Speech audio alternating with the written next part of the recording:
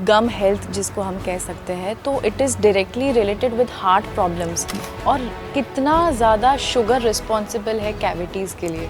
TSD, मैं ऐसे मानता हूँ कि मरे बगैर स्वर्ग नहीं मिलता है। Everybody is born with fear. सच सच बताना, हम में से कितने लोगों को कुछ ना कभी डेंटल प्रॉब्लम होती है, पर फिर भी हम डेंटिस्ट के पास में जाने से बहुत डरते हैं। हम में से कई लोग ऐसे होंगे, मगर आज के बाद, इस पॉडकास्ट देखने के बाद में आपको ऐसा नहीं फील होगा, क्योंकि आज के हमारे जो गेस्ट है वो है डॉक्टर विमल राठी जी, जिनको 25 ईयर्स से भी ज़्यादा एक्सपीरियंस है डेंटिस्ट्री लाइन में, और वो 5 वर्ल्ड रिकॉर्ड्स के क्रिएटर है, और जो गुजरात हाईएस्ट अवॉर्डेड सेंटर है डेंटिस्ट्री में। तो डेंटिस्ट्री को लेके बहुत सारे मिथ्स और फैक्ट्स होते हैं, तो आज के इस पॉडकास्ट में हम इन सब फैक्ट्स और मिथ्स को क्लियर करेंगे। मगर उससे पहले please do subscribe to the channel the journey tales for such interesting podcasts. So doctor साहब, welcome to the journey tales. Thank you. So हम काफ़ी टाइम से आपकी डेट्स वो देख रहे थे कि you are the most wanted guest on our show, doctor साहब। Thank you very much for such lovely words. Thank you. So doctor साहब, क्या ये सच है कि ज़्यादातर जो भी हेल्थ रिलेटेड प्रॉब्लम्स होती है तो उसको अपन क्योर कर सकते हैं, ठीक है, बट वो ज़्यादा बड़े ही नहीं, तो उसको अपन कैसे, प्रिवेंशन कैसा होना चाहिए उसका?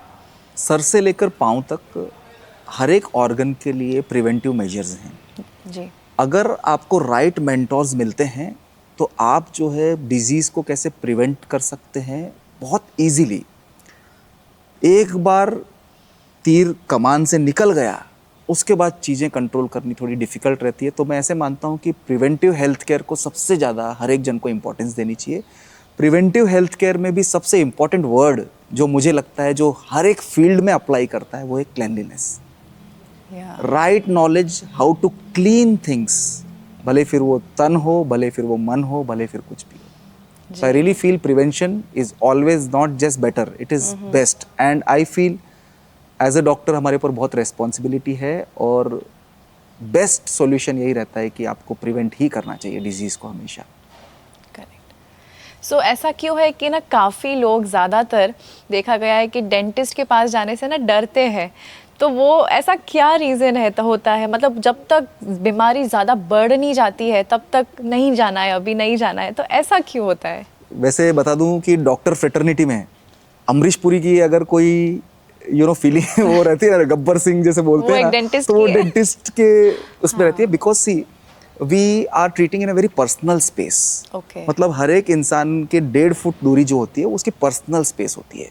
पर्सनल स्पेस के अंदर आपको एनक्रोच करके ट्रीट करना है, और कॉन्स्टेंटली जब हम ड्रिलिंग मशीन हो गई या कोई भी चीज़, हम इंस्ट्रूमेंट जो हमारे जो नॉइज़ भी होती है ना, वो ऐसी रहती है कि वो श्रिल नॉइज़ जब बहुत नज़दीक से सुनते हैं तो कहीं ना कहीं उसके फियर बहुत रहते हैं जी। तो इसीलिए हम लोग जब भी ट्रीट करते हैं तो पहला हमारा जो सेशन रहता है आइस ब्रेकिंग सेशन, जैसे हर प्रोग्राम में होता है, वैसे हम पहले psychological makeup of the patient देखते हैं। फिर उसके हिसाब से किसी में 5 मिनट लगता है, किसी में 10 मिनट लगता है। We never hurry into a treatment, always know the patient psyche first, how are they thinking, उनके कोई फोबियाज तो नहीं है। खासकर बच्चे लोगों को जब हम ट्रीट करते हैं तब हमें बहुत पेशेंस रखना पड़ता है। Patience is the key. अगर डॉक्टर में पेशेंस है तो कोई भी तरह के पेशेंट को विदाउट एनी बहुत ज़्यादा एप्रीहेंशन के बगैर बहुत अच्छे से ट्रीट किया जा सकता है। तो मैं हमेशा मेंटल हेल्थ पे ज़्यादा फोकस करता हूँ। कोई भी पेशेंट को ट्रीट करने से पहले उसके फियर्स क्या है वो मैं जानता हूँ, ताकि वो हमें गब्बर सिंह नहीं देखे। जी बिल्कुल, बिकॉज वो एक डर लगता ही है कहीं ना कहीं, and this is very important, breaking the ice with the patient is very important. Absolutely. इसीलिए हम लोग के जो केस हिस्ट्री रहती है उसमें फैमिली हिस्ट्री रहता है, उनके पास्ट जो एक्सपीरियंसेस हैं वो रहते हैं। अच्छा। वो सारी चीज़ें हम पूछने के बाद फिर उसके बाद ही हम जो है ट्रीटमेंट शुरू करते हैं। So that's the right approach. With the right doctor I don't think कि उस तरह का कुछ प्रॉब्लम रहने वाला है। फियर वाला? Yes absolutely. Everybody is born with fear, उसमें कोई संदेह नहीं है। बिल्कुल। तो डॉक्टर साहब, जैसे कि है ना, हम रोज़ हमारी खुद की डेंटल हाइजीन का ध्यान तो रखते हैं, बट ऐसी है ना कुछ मिस्टेक्स हम कर ही देते हैं। तो ऐसी कौन सी 3 डेंटल मिस्टेक्स है जो हम रोज़ कर रहे हैं? जो राइट हैंडेड लोग हैं वो अक्सर लेफ्ट हैंड की तरफ ज़्यादा कन्वीनियंस की वजह से ब्रश करते हैं। अच्छा। तो हमेशा जब भी आप ब्रश करते हैं रिमेंबर कि आपको अलॉट करना है टाइम। अगर 1.5 मिनट आप राइट साइड कर रहे हैं तो 1.5 मिनट आपको लेफ्ट साइड करना है। ओके। वरना अदरवाइज क्या होता है कि एक साइड के दांत ज़्यादा घिस जाते हैं और एक तरफ क्लीनिंग नहीं होती है। तो उसकी वजह से दोनों ही साइड में प्रॉब्लम्स आती है. This is a most common mistake what everyone does. Secondly, लोग टंग क्लीन नहीं करते हैं अच्छे से, बिकॉज बहुत सारे बैक्टीरियाज जो है टंग के पोस्टीरियर रीजन, मतलब पीछे की साइड में बहुत सारे बैक्टीरियाज वहाँ रिसाइड करते हैं, सल्फर प्रोड्यूसिंग स्पेशली. उसकी वजह से बैड ब्रेथ ये सब आती है. तो वो एक चीज़ है जो लोग जो है बहुत ज़्यादा नेग्लेक्ट करते हैं. और तीसरी चीज़ जो है मैं बताऊंगा कि लोग जब खाना भी खाते हैं ना, तो एक साइड का ज़्यादा यूज़ करते हैं. कहीं ना कहीं हम सभी लोग जब हाथ से भी काम करते हैं, राइट हैंड ज़्यादा यूज़ करते हैं, वॉक करते हैं तब भी लेफ्ट या राइट, एक कोई ना कोई प्रेफरेंसेस हमारे बहुत हैं. तो वो चीज़ को जानना बहुत ज़रूरी है, and that will come only with awareness. सबसे पहला रिक्वेस्ट मैं सभी से करूँगा कि अवेयरनेस लेवल आपकी बढ़ाइए, वरना आपको हमेशा लोगों पे निर्भर रहना पड़ेगा कि आप कहाँ गलती कर रहे हैं.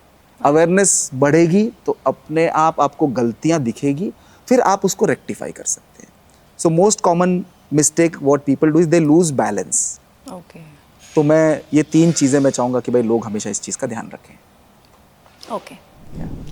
तो क्या ब्लीडिंग गम्स जो होते हैं वो नॉर्मल है, और ये चीज़ क्या इंडिकेट करती है? सबसे बड़ा कल्प्रिट सारे ही डेंटल प्रॉब्लम्स का है प्लाक.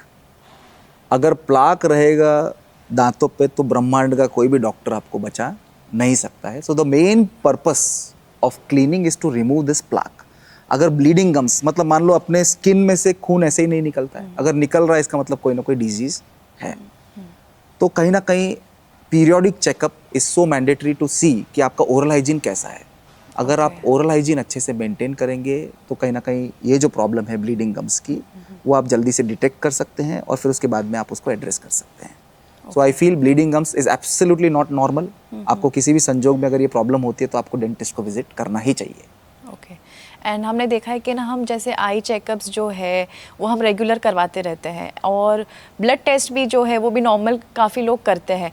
तो डेंटिस्ट को कितने कितने टाइम में हमें चेकअप करवाना चाहिए? मैं समझता हूँ कि डेंटिस्ट के पास जाना एक बहुत बड़ा फियरफुल एक्सपीरियंस रहता है, इसीलिए डेंटिस्ट के पास इन जनरल पेन आता है या तकलीफ आती है उसके बाद ही जो है लोग विजिट करते हैं. So I really feel every 6 months I think minimum आपको स्पेस रखते हुए डेंटिस्ट का अपॉइंटमेंट ले ही लेना चाहिए. और ख़ासकर जो भी रेगुलर विजिट आप जहाँ करते हैं, usually dentist complimentary dental checkup का ऑफर भी एवरी 6 months में करते हैं, because we also want to ensure that our patient is taking care of oral hygiene in a right way. Okay. So doctor साहब, tea, coffee, tobacco and stress, तो इसका dental hygiene पे क्या effect रहता है? सी, स्ट्रेस मैं ऐसे मानता हूँ कि one of the key factor है जो कि हर एक जगह पे उसका रोल रहता है. सर से लेकर पाँव तक उसका इफेक्ट रहता ही है. कई बार स्ट्रेस की वजह से लोग tobacco, let it be smoke और स्मोकलेस की तरफ जाते हैं. तो स्ट्रेस एक बहुत की फैक्टर है. कई बार चाय, कॉफ़ी भी जो है वो स्ट्रेस के साथ कनेक्टेड है.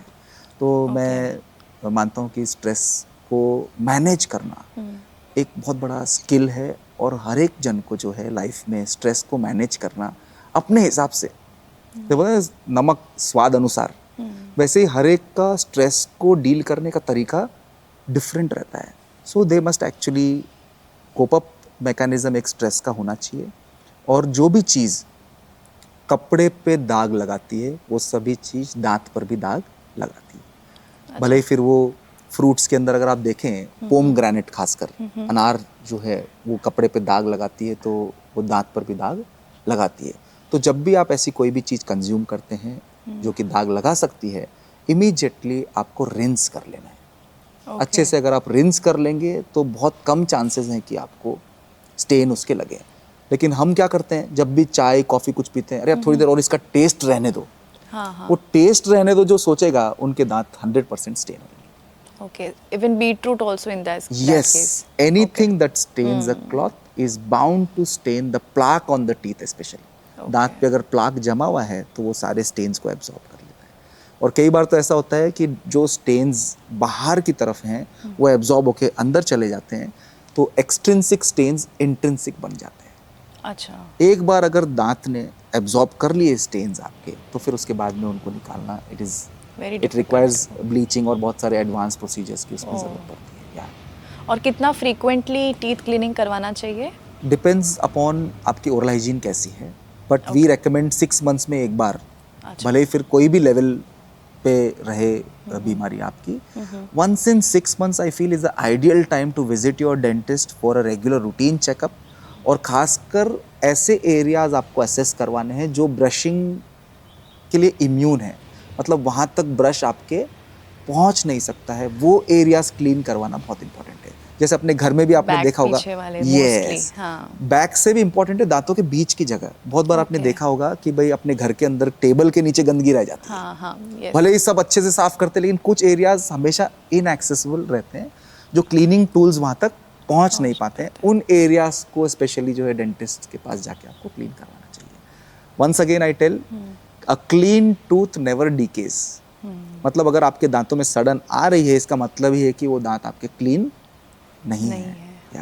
काफ़ी बच्चों का भी हम देखते हैं कि बहुत कैविटीज़ हो जाती है और ये सब कुछ, तो पेरेंट्स क्या ज़्यादा बहुत बड़ी मिस्टेक कर रहे हैं बच्चों की डेंटल हाइजीन को लेके? सबसे बड़ी मिस्टेक जो मैं देख पा रहा हूँ कि वो गाइडेड ब्रशिंग नहीं करवाते हैं। बच्चे को बोलते हैं ब्रश करो ब्रश करो। मैं ऐसे मानता हूँ कि मरे बगैर स्वर्ग नहीं मिलता है। अगर आप वाकई में चाहते हैं कि बच्चा ब्रश करे तो आपको इनिशियली उसको ट्रेन करना पड़ेगा, क्योंकि क्या है, ये अपने जीन्स में नहीं है कि हमें साफ करना चाहिए, इस तरह से करना चाहिए। ये actually needs a good mentorship, जैसे मैंने बताया, अच्छे से उसको जो है राइट लेफ्ट साइड जो भी round and round up down movement जो उनको शुरुआत में खुद से करना पड़ता है। पेरेंट के अगर दांत खराब है तो पेरेंट रेस्पॉन्सिबल है, बच्चे के अगर दांत खराब है तो भी पेरेंट रेस्पॉन्सिबल। यस, अल्टीमेटली कहीं ना कहीं अगर हम लाइफ में ग्रो करते हैं तो हमें रेस्पॉन्सिबिलिटी इस चीज़ की लेनी पड़ती है। कई बार ऐसा रहता है कि एक पार्टनर थोड़ा ज़्यादा एक्टिव रहता है, दूसरा कम रहता है, तो जो एक्टिव पार्टनर हैं उनको किसी भी संजोग में जो है ये चीज़ पे ध्यान देना ही चाहिए।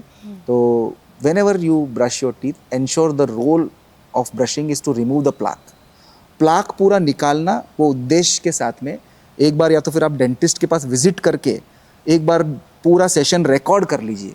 बहुत बार क्या होता है कि हम एक बार देखते हैं, हमें वो चीज़ें याद नहीं रहती है। तो आप उसको सेशन को रिकॉर्ड कर सकते हैं, जब भी बच्चा फ्री टाइम बैठता है तो उसको दिखा सकते हैं, भाई आपको जो इस तरह से ब्रश करना है, so that you don't and up on the dental chair.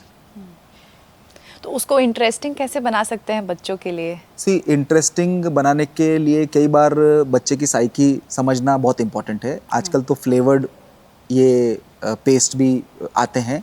और एक और चीज़ है कि कई बार आप जो है बगैर टूथपेस्ट के भी जो है ब्रश यूज़ कर सकते हैं, बिकॉज कई बार जब पेस्ट होता है उसका जो फोम होता है, फोम की वजह से बच्चे को जल्दबाजी रहती है कि मैं जल्दी से इसको स्पिट करूं। तो इसीलिए आप पहले सिंपल ब्रश भी आप बच्चे को देके उससे ट्रेन करवा सकते हैं without any paste. First train them. See, there is some technique called as TSD. Okay. Tell, show, do. TSD. First you tell them, then you show them, and then you do, and then let them do. Okay. Yeah. So gradually they learn. है ना? Learning is a process. अगर आप नहीं सिखा पा रहे हैं तो कहीं ना कहीं आपकी टेक्निक गलत है। अच्छा। Everybody inevitably, जिसका भी थोड़ा भी IQ है, they can be trained in a good way. The only problem is if you are not a good teacher, you will never be able to teach. So ultimate responsibility is bound to come on the parent. Many a times we blame a child, but the real culprit is the parent. तो कहीं ना कहीं आप जो करते हो, जो चीज़ वो बच्चा एब्जॉर्ब करता है, वो देखता है, वो जो आप बोल रहे हो उससे भी ज़्यादा आप क्या कर रहे हो उस पर बच्चे का ध्यान ज़्यादा रहता है। और चाइल्ड का पहला डेंटल विजिट कब होना चाहिए? फर्स्ट डेंटल विजिट जिस दिन पहला दांत माउथ में आता है, अराउंड 6 months के करीब आता है, तब डेंटल विजिट रहना ही चाहिए। अगर कई बार कंजेनाइटल इश्यूज़ भी रहते हैं, बच्चे को cleft lip, cleft palate, dental related issues, jaw अगर बाहर की तरफ है या ऐसा कुछ है, या मान लीजिए कई बच्चे जिनको यहाँ से जॉइंट से पकड़ के उनका बर्थ, चाइल्ड बर्थ अगर होता है, तो वैसे बच्चों को जो है हो सकता है तो अर्ली एक बार विजिट करवाना ही चाहिए कि उनका जॉ ग्रोथ प्रॉपर है या नहीं है। बट इन जनरल पहला दांत जब निकलता है तब आपको डेंटल विजिट करना ही चाहिए, ताकि आपको प्लाक को कैसे रिकॉग्नाइज करना है वो आपको आइडिया लगे। Okay, and what is this plaque doctor साहब? जब भी हम कुछ भी खाते हैं या नहीं खाते हैं तो दांतों के ऊपर एक पतली सी स्लाइमी लेयर जमा हो जाती है। हाँ। मैं इसको इजी वर्ड्स में एक्सप्लेन करता हूँ कि अगर आप एक बकेट के अंदर पानी भर के रख देंगे तो कुछ समय के बाद में बकेट के ऊपर एक चिकनाहट सा आ जाता है अपने आप, it's a natural thing, right? तो वैसे ही दांतों के ऊपर कॉन्स्टेंटली सलाइवा है, तो उसके चलते कुछ डिपॉजिट्स ऐसे आते हैं तो वो पूरा टूथ थोड़ा स्लाइमी हो जाता है। स्लाइमी होने के बाद अगर आपने उसको क्लीन नहीं किया तो उसके ऊपर धीरे धीरे धीरे धीरे डिपॉजिट्स आने चालू होते हैं। ज़्यादा डिपॉजिट्स आते ही वो एक हार्ड लेयर में कन्वर्ट हो जाता है जिसको हम टाटार बोलते हैं। और वो टाटार फिर ब्रशिंग से नहीं निकलता है। सो इसीलिए प्लाक के स्टेज में ही दांत को क्लीन करना is one of the best advice I could give. Okay. या तो जो बच्चों के मिल्क टीथ होते हैं ना डॉक्टर साहब, तो वो तो कुछ समय में गिर जाते हैं, सो वो ज़्यादा इम्पोर्टेंट होते हैं क्या? पर जितने इम्पोर्टेंट परमानेंट टीथ है उतने ही इम्पोर्टेंट मिल्क टीथ है, क्योंकि जो भी इन्फेक्शन जो है मिल्क टीथ में है तो वो कई बार जो है परमानेंट टीथ के अंदर भी ट्रांसफर होता है, उसको हम टर्नर्स टूथ बोलते हैं। ओके। तो हमेशा जब भी मिल्क टीथ होते हैं तो उनको आपको बहुत अच्छे से जैसे परमानेंट टीथ का केयर करना है वैसे ही करना पड़ता है।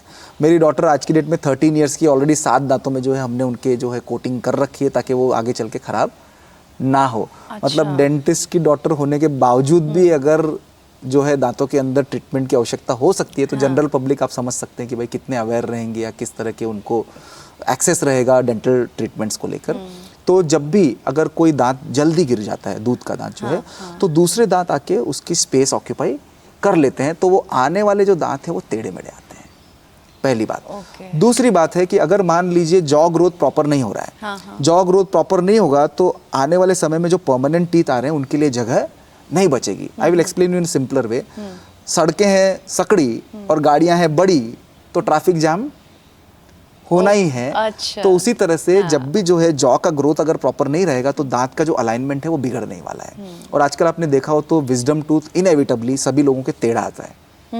पहले जो है जॉ के साइज अच्छा था, जॉ का साइज अच्छा होने की वजह से अपनी डाइटरी हैबिट्स जैसे हम चू करके खाते थे हर चीज, चू करके खाने की वजह से अपने जो मसल्स हैं, बोन है, उसका स्ट्रक्चर पूरा जो है बेटर इवॉल्व होता था, तो उसके चलते सारे के सारे दांत वेल अरेंज रहते थे। लेकिन आज की डेट में आप देखो हमारे पास में आए दिन ऐसे केसेस आते हैं जिसके अंदर जो है विजडम टूथ वो वेल अलाइंड नहीं रहता है।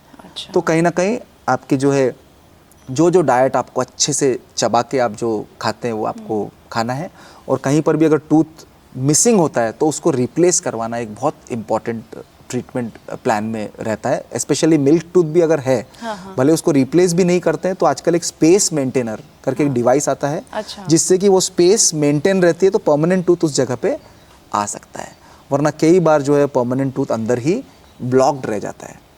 सो कहीं ना कहीं I feel, as I always say, every 6 months में एक dentist visit, dentist who is well versed with the subject.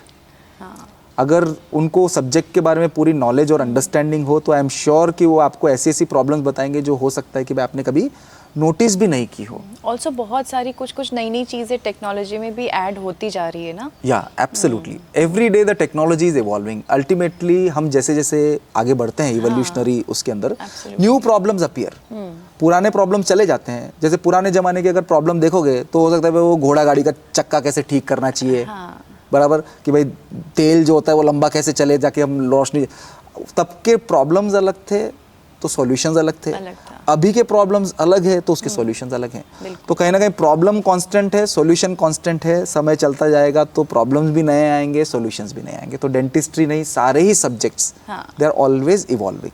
Correct. और कितना ज़्यादा शुगर रिस्पॉन्सिबल है कैविटीज़ के लिए?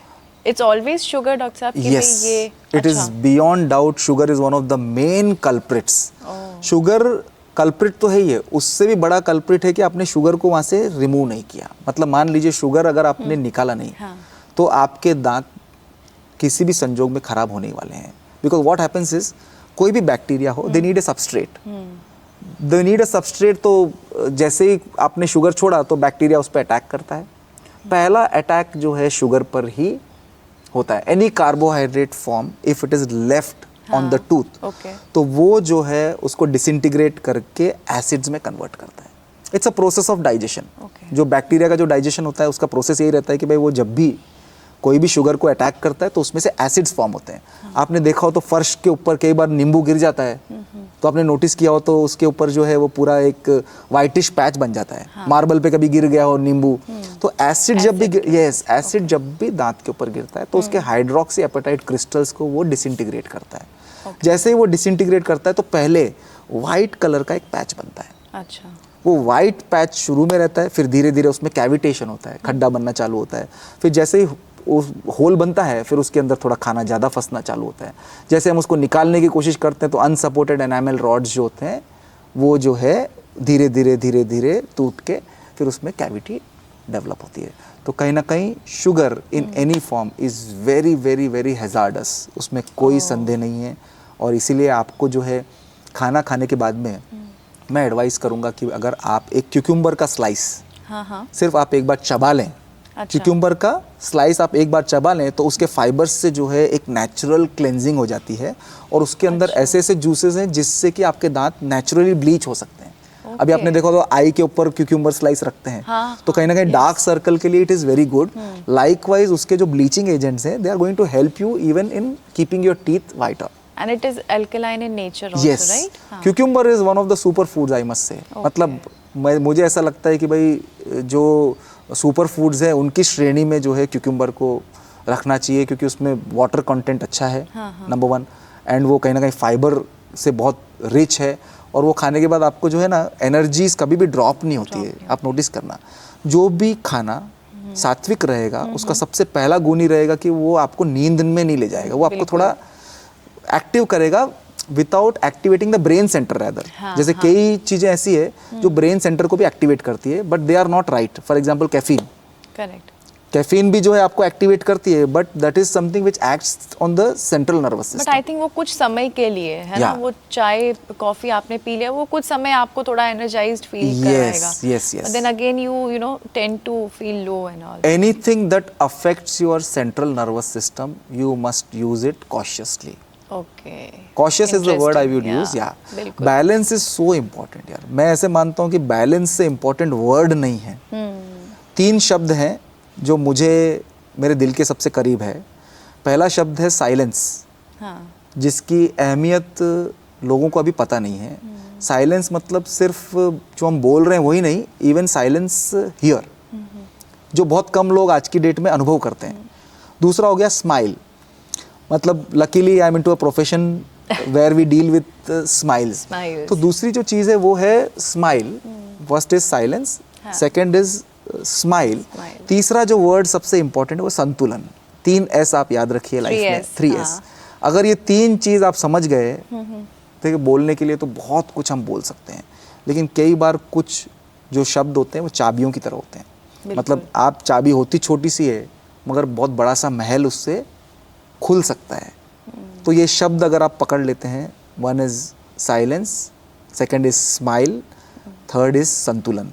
ये 3 चीज़ अगर आप समझते हैं, इनके ऊपर थोड़ा और डीपली रिसर्च करते हैं तो लाइफ आपकी बहुत संतुलित रहेगी, ये मेरी गारंटी है।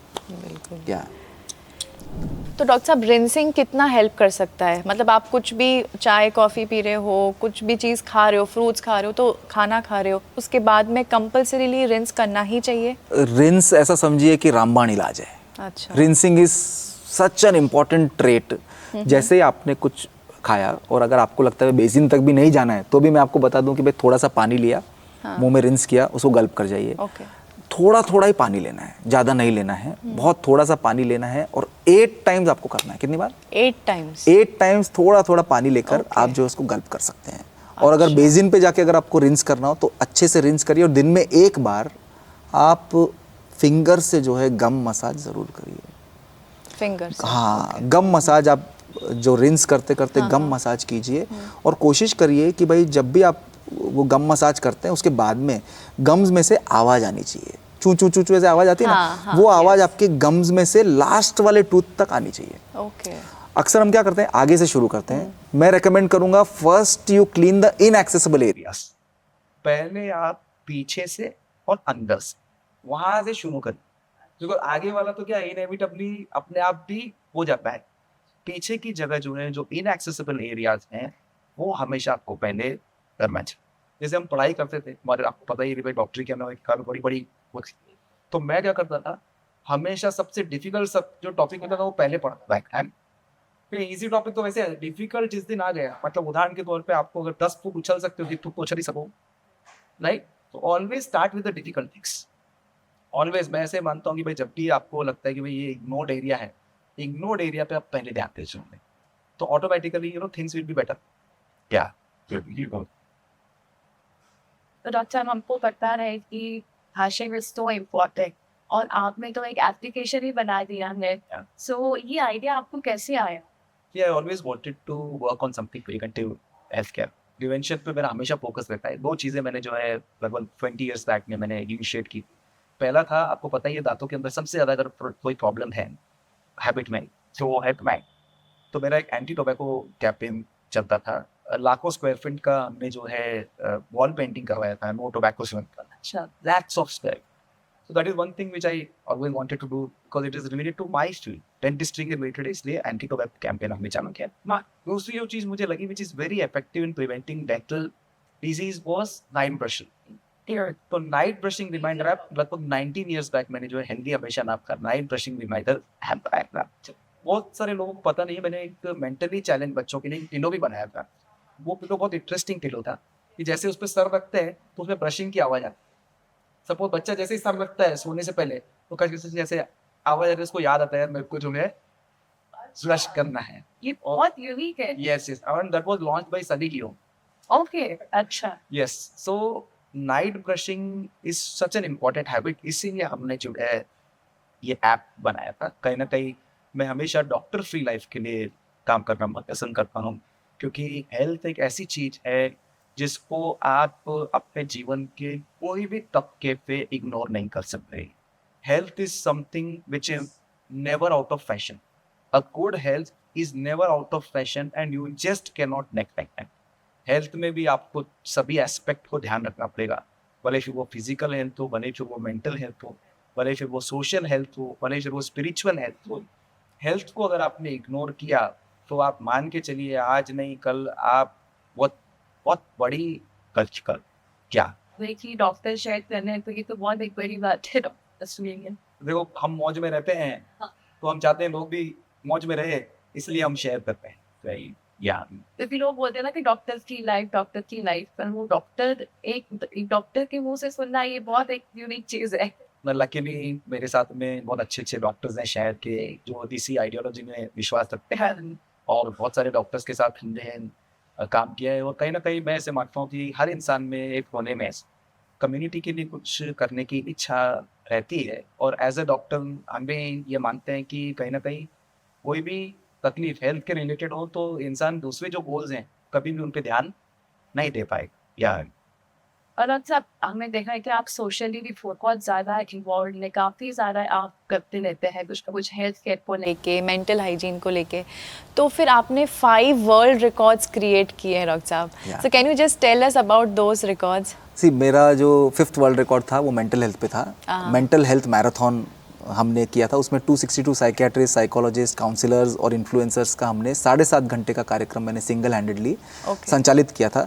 और जैसे मैंने बताया था कि कोई भी पेशेंट आता है उससे पहले हम उनका मेंटल मेकअप ज़रूर देखते हैं, बिकॉज उनके पर्सनल स्पेस में हमें एंटर होना है ट्रीट करने के लिए। जब तक वो ट्रीटमेंट के लिए रिसेप्टिव नहीं रहेंगे तब तक हम ट्रीटमेंट नहीं कर पाएंगे। तो इसीलिए मेरे सबसे दिल के करीब जो है वो मेंटल हेल्थ मैराथन है।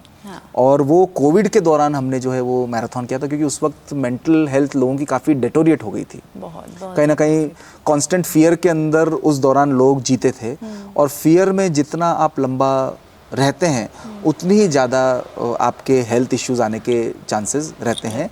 इंसान या तो फिर फियर में जी सकता है या प्रेम में जी सकता है। वो दौर ऐसा था कि जहाँ पे इंसान फियर में ज़्यादा जी रहा था, उसके चलते हमने ये मेंटल हेल्थ मैराथन किया। और मेरा जो अभी 6th वर्ल्ड रिकॉर्ड जो मैं अटेम्प्ट करने वाला हूँ, वो मैं प्लांटेशन ड्राइव के ऊपर करने वाला हूँ। अच्छा, अभी 6th वर्ल्ड रिकॉर्ड आप और करने वाले हो क्रिएट? 6th वर्ल्ड रिकॉर्ड मेरे इस साल के एजेंडा में है, बिकॉज कहीं ना कहीं मैं मानता हूँ कि प्लांटेशन, जैसे आज ये जगह भी अगर हम देख रहे हैं खूबसूरत, सिर्फ इसके ये जो इंटीरियर है उसकी वजह से नहीं लग रही है, इसके चारों तरफ जो पेड़ पौधे हैं ये इस जगह की खूबसूरती को बहुत निखार रहे हैं। तो कहीं ना कहीं ये अपना उत्तरदायित्व बनता है कि हम मदर अर्थ को कोई ना कोई रूप में हम गिव बैक करें। Give back करें। वैसे तो कितना भी दो वो कम है, बिकॉज वॉट यू रिसीव, मतलब सर से लेकर पाँव तक आप देखो, हर चीज़ अपने को जो है धरती माता की देन है। आप जो भी कर रहे हो जीवन में, जो भी हासिल कर रहे हो, अगर 500 रुपये का नोट है तो वो भी कहीं ना कहीं धरती के एलिमेंट से बना हुआ है। मतलब सिर्फ बता रहा हूँ, जिसके पीछे लोग दौड़ रहे हैं, हर चीज़ आपको धरती से मिलती है। Those 5 elements। यस, तो कहीं ना कहीं आपको, अगर आपके जहन में ये सवाल नहीं आया कि मुझे गिव बैक करना चाहिए, तो मतलब है कि अभी तक आपका एवोल्यूशन प्रोसेस नहीं हुआ है, गड़बड़ है कहीं ना कहीं। यस। अगर आपको ये जीवन मिला है, इंसान का अगर जीवन मिला है, और अगर आपको ये सवाल नहीं आया है कि मुझे कुछ धरती के लिए कुछ करना चाहिए या मुझे कम्युनिटी के लिए कुछ करना चाहिए, ये अगर नहीं आया है, तो कहीं ना कहीं आप अभी भी बीज के फॉर्म में हैं। जैसे ही आप स्प्राउट करेंगे, पौधा बनेगा, डालियाँ आएगी, फ्लावर आएंगे, फ्रूट्स बनेंगे, तब जाके कोई भी पेड़ का जीवन सफल होता है। वैसे ही इंसान का जीवन, जब तक आपको कुछ करने का भाव नहीं जग रहा है, तब तक सफल नहीं है, ये मेरा मानना है। सो डॉक्टर साहब, प्रोफेशनलिज्म और सोशली भी आपको काफ़ी, आप कितना वर्क करते हैं तो काफ़ी क्रिटिसिज्म आते होंगे आपको। So how do you handle those criticisms? See, मैं मेरे क्रिटिक्स को दो तरह से कैटेगराइज करता हूँ। अच्छा। एक होते हैं प्रोडक्टिव क्रिटिक्स, हाँ। और दूसरे होते हैं कि भाई उनको वो क्रिटिक बाय नेचर, मतलब उनको हर चीज़ में खोट दिखती है। एक दो वर्ड्स हैं, असूया, अनसूया, आपने सुना हो तो। अनसूया का मतलब है कि आपको कहीं पर भी कोई खोट नहीं दिखती है। एक होता है असूया, मतलब कि आपको हर जगह पे खोट दिखती है। पहले तो मैं देखता हूँ वो कौन सी कैटेगरी का है। अच्छा। अगर वो ऐसी कैटेगरी का है, वो जेन्युइनली जो है आपका क्रिटिक है, जो आपको इम्प्रूव करना देखना चाहता है। हमेशा याद रखिए, जो जेन्युइन क्रिटिक्स होंगे ना, वो अकेले में आपको क्रिटिसाइज करेंगे। और जो नॉन जेन्युइन क्रिटिक्स रहेंगे ना, वो पब्लिकली बोलेंगे, उनके दूसरे पर्सनल एजेंडाज रहेंगे, भाई that I am superior, I want to show that you know nothing, उस तरह से दिखाना चाहते हैं। या मान लीजिए वो चाहते हैं कि आपको कंट्रोल करें, I am okay, you are not okay, you are not okay. तो वो जो क्रिटिक्स होते हैं ना, उनसे आप बच के रहिए, उनको आप बिल्कुल भी छेड़िए मत, भाई उसको ignore like a boss, just ignore them. मेरे साथ शुरू में ऐसा हुआ था कि एक क्रिटिक था, तो मैं पहली बार ना समझाता हूँ कि भाई देख, what I am doing it is because of these reasons. वो जब जैसे मैंने दूसरे टाइप का क्रिटिक निकलता है ना, फिर मैं उसको छोड़ देता हूँ। वो क्रिटिसाइज कर रहा है, उसका माइंड वैसा है, late his Karma tackle his destiny, you don't interfere in that. तो मेरा ऐसा मानना है कि आपको क्रिटिक्स को पहचानना बहुत इंपॉर्टेंट है कि वो पहला कैटेगरी का क्रिटिक है या दूसरे कैटेगरी। या Okay, so Dr. Saab, now let us move to the interesting part of our podcast, myth और fact. So dentistry को लेके ना बहुत सारी myths भी होती है, बहुत सारे facts भी है. So we have happy tooth and we have sad tooth. Yes. तो जब भी कुछ myth होगा या fact होगा तो आप हमें बताइएगा. Surely. So here are the questions. So Dr. Saab, brushing hard makes your teeth cleaner? No, not at all. Hard नहीं, right way. Right. हाँ, right way, right type of brush technique, very important. Okay. Yeah, so no. Bleeding gums are normal? No, absolutely not. Yeah. Absolutely not. थोड़ा भी bleeding अगर लगता हो तो immediately आपको जाके कंसल्ट करना चाहिए आपके डेंटिस्ट को। Okay. कोई संदेह नहीं है इसमें। So they are not normal. They are not Yeah. normal. Yeah. Sugar causes cavities? Yes, definitely. It's a fact. Okay. It's a fact. Yeah. So yeah. You should visit a dentist only if you have a pain? No, you have to visit every 6 months, भले pen हो नहीं हो, because कहीं ना कहीं, so the fact is that you must visit a dentist regularly. Yeah. Okay. Milk teeth don't matter because they fall anyway. No they matter a lot. तो ये जो पॉइंट है ये गलत है। गलत है, और मिल्क टीथ का अगर आप अच्छे से ध्यान रखते हैं तो कहीं ना कहीं बच्चे में हैबिट्स अर्ली एज में डेवलप हो सकती है। तो मैं तो ऐसे मानता हूँ कि milk teeth are more important than the permanent teeth, because they are the building stones. ऐसे कहा जाता है कि बचपन में जैसा खान पीन होता है वैसा पूरे लाइफ टाइम काम लगता है, सेम वैसे ही आपके हाइजीन या आपके जो प्रिंसिपल्स हैं, आपके जो भी हैबिट्स हैं, वो बचपन में फॉर्म होते हैं। सो आपको बचपन में ज़्यादा ध्यान देना होता है। सो कहीं ना कहीं पेरेंटिंग का रोल बहुत बहुत मैंडेटरी है। आज की डेट में आप देखते भी हैं कि इसके रिलेटेड अवेयरनेस भी बहुत ज़्यादा क्रिएट हुई है। सो आई वुड से कि milk teeth are very very crucial. या and actually the root edge जो है उसमें से आप कर सकते हो उसको। Absolutely. Bad breath always means poor hygiene? No, सिर्फ वो एक रीज़न नहीं है, बहुत बार ऐसा भी रहता है कि किसी को अगर स्टमक के रिलेटेड इश्यूज़ हैं तो उसकी वजह से भी बैड ब्रेथ आ सकती है। Oral hygiene is one of the important issues as far as bad breath is concern, but there are many other factors. किसी को अगर सिस्टमिक प्रॉब्लम है, जैसे डायबिटीज़ है या मान लीजिए सिरोसिस है या बहुत सारी ऐसी प्रॉब्लम्स है जिसके अंदर कीटोन बॉडीज फॉर्म होते हैं, तो उसके चलते ब्रेथ जो है थोड़ी डिफरेंट हो सकती है। तो it is not just about hygiene, dental hygiene के अलावा बहुत सारे फैक्टर्स हैं जिसकी वजह से बैड ब्रेथ आ सकती है। Teeth whitening damages teeth permanently? Yes they do, that's a fact. जब भी आप जो है टीथ वाइटनिंग कोई भी चीज़ यूज़ करते हैं तो आजकल ओवर द काउंटर ऐसे ऐसे टीथ वाइटनिंग सिस्टम्स आ गए हैं, आपने देखा हो तो कि भाई स्ट्रिप लगा लो, ये कर लो, वो कर लो, पेन आते हैं, बहुत सारे ऐसे ऐसे डैमेजिंग टूल्स आ गए हैं जिसकी वजह से परमानेंटली जो है सेंसिटिविटी के इश्यूज होते हैं, फिर उसको ट्रीट करना पड़ता है। आई मीन टू से उसको फिर दे रिक्वायर ट्रीटमेंट। ओके, या chewing gums should be used for cleaning the teeth? See once in a while chewing gum it's very good, I tell you why. बहुत बार chewing gum जब भी आप chew करते हैं, specially sugar free chewing gums, एक तो होता है कि एक्सेस एनर्जी अगर आपकी बॉडी में है तो कहीं ना कहीं आपने देखो स्पोर्ट्समैन जो है अक्सर च्युइंग गम रखते हैं, that's a way to dissipate their excess energy. Body में जो एक्सेस एनर्जी होती है वो च्युइंग करने से एक मस्कुलर फंक्शन से जो है वो डेसिपेट होती है, तो कहीं ना कहीं हेल्थ को वो इम्पैक्ट करती है। कोई ना कोई एक एक्टिविटी ऐसी होनी चाहिए जिससे कि आपके मसल्स जो है एक्टिवेट होने चाहिए, जिससे एक्सेस एनर्जी बॉडी की निकल सकती है। तो you can have once in a while, बहुत ज़्यादा चू करोगे तो एनामल भी आपका वेयर हो सकता है। So moderation as I said is one of the important word. बहुत बार कई चीज़ों के आंसर्स येस और नो में नहीं होते हैं, there always a grey area. तो मैं ऐसे मानता हूँ कि बैलेंस अगर आप रखते हैं, मैं खुद भी chewing gum once in a while use करता हूँ। I use it in a different way. मैं च्युइंग गम को अलग अलग जगह पे मूव करता हूँ ताकि जहाँ कहीं भी कोई प्लाक रहा उसको वो निकाल देता है। So once in a week or या once in a while, and especially I'll tell you जो विजडम टूथ एरिया है वो एब्सोल्युटली इनएक्सेसिबल है कोई भी ब्रश से या कहीं से भी। It require a special tool. कभी अगर विजडम टूथ एरिया में क्लीनिंग नहीं रख पा रहे हैं, एक च्युइंगम लेके अगर आप वहाँ से चबाते हैं तो वहाँ पे जो भी प्लाक रहता है वो निकल जाता है। So I use it as a therapy also once in a while, but indications are rare though. Again I tell कि राइट मेंटोरशिप, गाइड सही रहना बहुत इंपॉर्टेंट है, क्योंकि पॉडकास्ट के अंदर हमें बहुत थोड़े से समय में बहुत सारा इन्फॉर्मेशन देना होता है। तो राइट इन्फॉर्मेशन कई बार जो है सिचुएशन के हिसाब से, कॉन्टेक्स्ट के हिसाब से चेंज हो सकता है। या एंड च्युइंग गम्स भी अलग अलग टाइप की आती है, नॉट दोस फ्लेवर्ड वंस ना, sugar free chewing gums you can go head with. या करेक्ट। अच्छे ब्रांड का अगर आप यूज़ करेंगे, मैं खुद ऑर्बिट का च्युइंग गम यूज़ करता हूँ। हाँ, that is fine.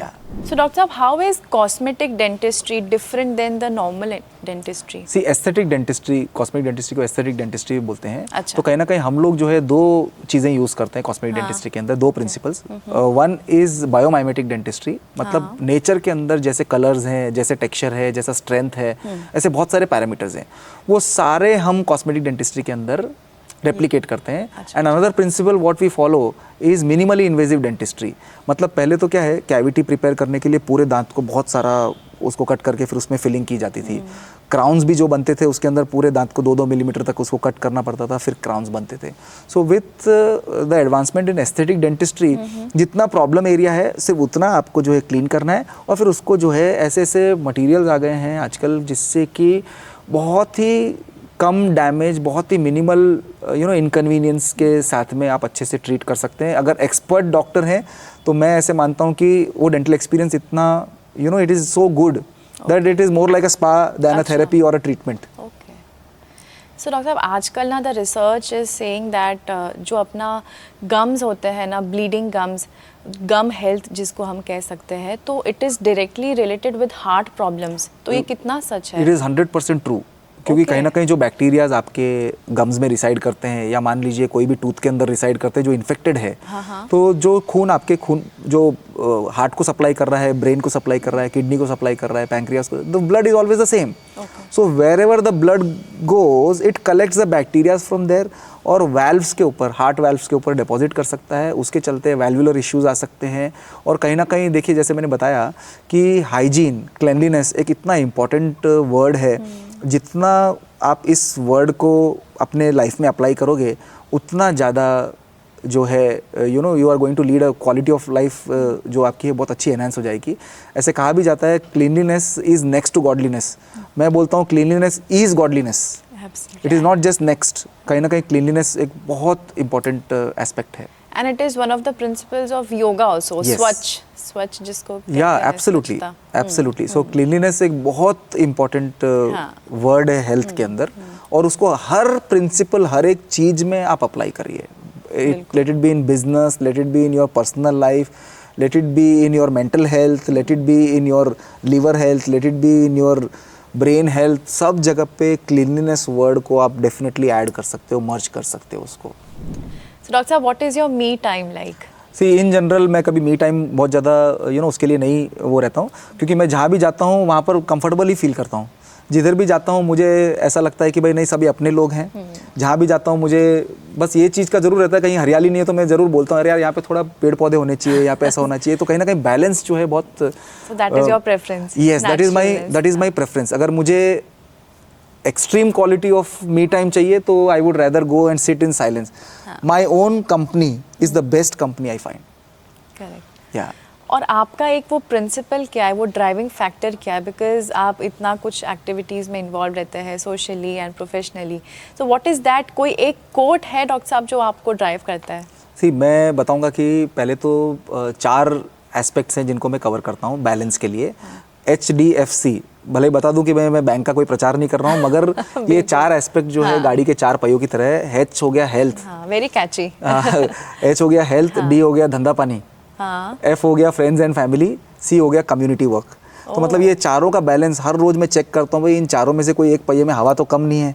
तो ये चारों को जब आप जो है साथ में ग्रो करते हैं तो ऑटोमेटिकली चीज़ें बैलेंस में रहती है। लेकिन कहीं ना कहीं मौज में रहने के लिए कोई ना कोई एक कोट को आपको पकड़ के चलना पड़ेगा। करेक्ट। मेरा फेवरेट जो कोट है वो है जिसे मैं और मेरे की हवा लगी, जिसे मैं और मेरे की हवा लगी, उसे ना दवा लगी ना दुआ लगी। Oh my God, this is so deep, ना? Yeah, indeed. So this is one of my favorite quotes and I find it so inspiring, क्योंकि जब आप खुद से ही उलझे हुए प्यार कर लेते हो खुद से, तो आपको कुछ दूसरा कुछ भी वो दो मीनिंग है इसके। एक तो हो गया कि भाई आपको जो है अहंकार में नहीं जीना चाहिए।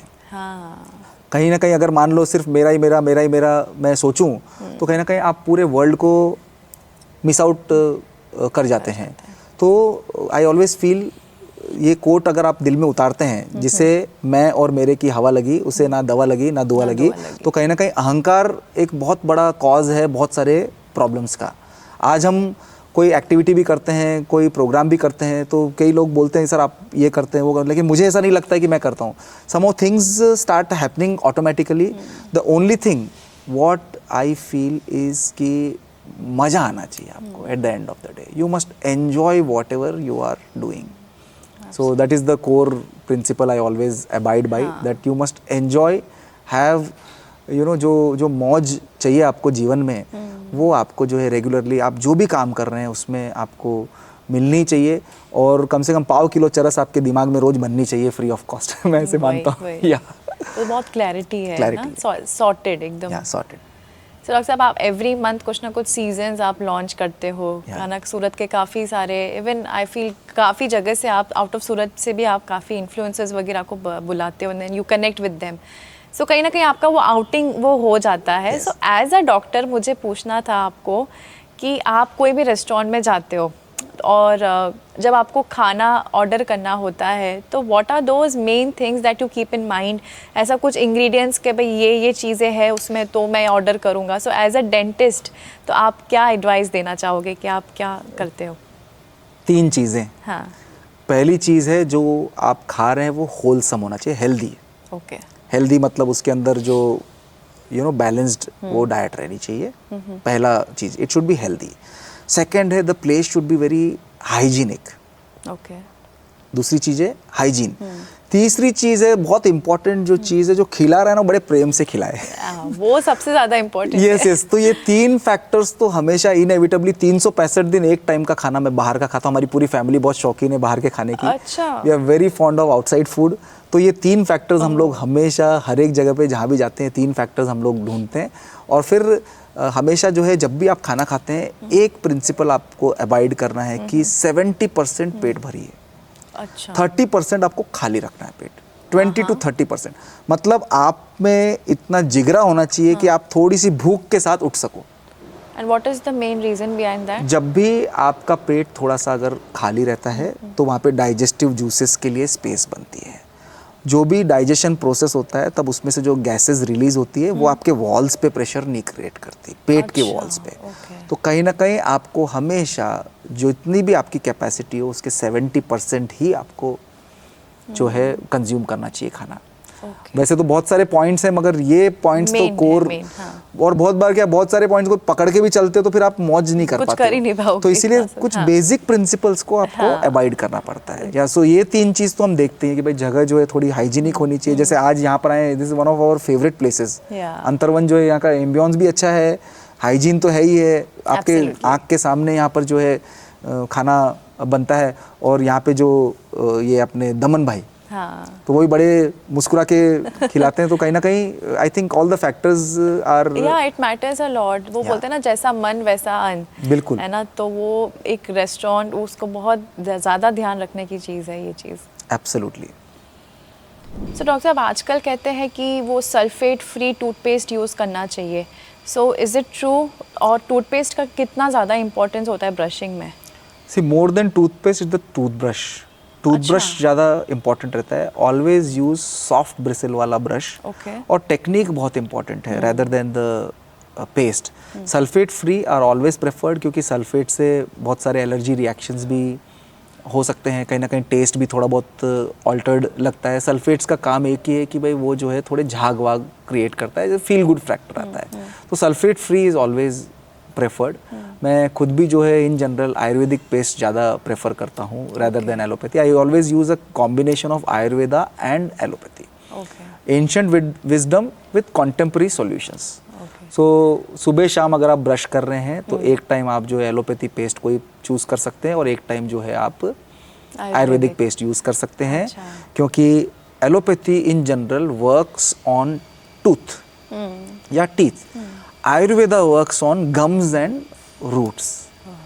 तो both the things are important. So the balance. Yes. तो दोनों का कॉम्बिनेशन, एक टाइम आयुर्वेद कर लीजिए, एक टाइम आप एलोपैथिक पेस्ट यूज कर लीजिए। और कितने समय तक हमें और कितने समय के बाद में हमें ये चेंज करना चाहिए toothbrush? Toothbrush every 3 months inevitably. हर 3 महीने में आपको टूथब्रश चेंज कर ही देना चाहिए। थोड़ा भी फ्रे होता है तो उससे पहले भी आप कर सकते हैं, 3 महीने में एक बार आपको कर लेना है। बट हमेशा आप एक काम कीजिए कि भाई आप एक ब्रश लेके आपके डेंटिस्ट के पास जाइए कि भाई हमको राइट प्रेशर कितना लगाना चाहिए, कौन सी जगह पे लगाना चाहिए और किस तरह से करना चाहिए। वो एक टेक्निक आपके दांत के हिसाब से, सबके दांत एक जैसे नहीं है। जितने फिंगरप्रिंट्स होते हैं, हर एक इंसान के फिंगरप्रिंट्स अलग हैं, वैसे डेंटल प्रिंट्स अलग हैं। सो आपके दांत जो कुदरती तौर पे मिले हैं वो किसी से वर्ल्ड में मैच नहीं करते हैं, तो उसके सॉल्यूशंस भी वैसे ही होने चाहिए। So take your brush to the dentist and you ask them कि भाई कहाँ पर ओरल हाइजीन ज़्यादा रखना है, किस तरह से ब्रश करना है, क्योंकि लॉन्ग रन में आपका क्लेanलीनेस ही मैटर करता है। अच्छा, कई लोगों का हमने देखा है एक एक्स्ट्रा टूथ होता है, वो बोलते हैं ना लकी है। सो वो किस वजह से होता है वो एक्स्ट्रा एक? जैसे मैंने बताया कि आजकल जबड़े हो गए छोटे, जॉ ग्रोथ कम है और दांतों की साइज है सेम, तो ट्रैफिक जाम मुंह में भी रहता है, उसके चलते उनको दांत निकलने की जगह नहीं होती है। अच्छा, तो that is the reason. Yes, that's the reason. और see ultimately most important thing being कि अगर उसको आप क्लीन रख पा रहे हैं तो वो टेढ़ा दांत भी आपको प्रॉब्लम क्रिएट नहीं करेगा, और अगर आप उसको क्लीन नहीं रख पा रहे हैं तो डेफिनेटली वो प्रॉब्लम क्रिएट करेगा। तो हमेशा कोई भी टेढ़े मेढ़े दांत अगर किसी के रहते हैं तो उनको हाइजीन मेंटेन करना थोड़ा मुश्किल होता है। इट इज़ लाइक अगर कमरा खाली है तो उसकी सफाई करना आसान है, उसमें अगर फर्नीचर भर दो तो उसको सफाई करना थोड़ा मुश्किल है। तो आपको जो है जब भी ब्रश करते हैं, जैसे मैंने बताया कि भाई डेंटिस्ट के पास लेके जाइए और फिर आपके दांतों के हिसाब से हाइजीन कैसे मेंटेन करना है वो आपको नोट करना है। या और है ना, कई लोगों का स्वीट टूथ होता है ना, मीठे का बहुत शौक होता है, जैसे मुझे भी है। Same here. तो इस केस में क्या ध्यान रखना चाहिए, कितना शुगर कंजप्शन रखना चाहिए? कभी कभी ऐसा लगता है कि रोज़ मीठा खाते, तो किस टाइप का केयर हमें करना चाहिए डॉक्टर साहब? सी कहीं ना कहीं जैसे मिडवे मैं ढूंढता हूँ, जैसे चॉकलेट अगर आपको पसंद है 70% से ज़्यादा जिसमें ककाओ है वो चीज़ें आप ज़्यादा कंज्यूम करिए, बिकॉज थोड़े बिटर लगते हैं, बट समहाउ अगर आपको शौक पूरे नहीं करोगे तो कहीं ना कहीं इनर डिससेटिस्फैक्शन आपको रहने वाला है। तो कोई भी आपके जो शौक है रेस्पॉन्सिबली शौक पूरे कीजिए। तो sugar is the main culprit, उसमें कोई संदेह नहीं है। जैसे कुछ भी खाते हैं तुरंत आप रिंस करिए, that is the first suggestion I would. 8 times। अब या जो मैंने आपको बताया, आपको जो 8 टाइम्स जो है आपको अच्छे से रिंस करना है। तब तक रिंस करना है कि जो खाया है आपने उस चीज़ का स्वाद बिल्कुल भी आपके मुंह में नहीं रहना चाहिए। सो ये प्रिंसिपल आपको अबाइड बाई करना पड़ता है। बैलेंस आपको फाइंड आउट करना पड़ता है कि मीठा वैसे तो जितना मॉडरेशन में आप रख सकते हैं उतना मॉडरेशन में आप रखिए यार। So thank you so much doctor साहब, आपने इतना अच्छे से एक्सप्लेन किया।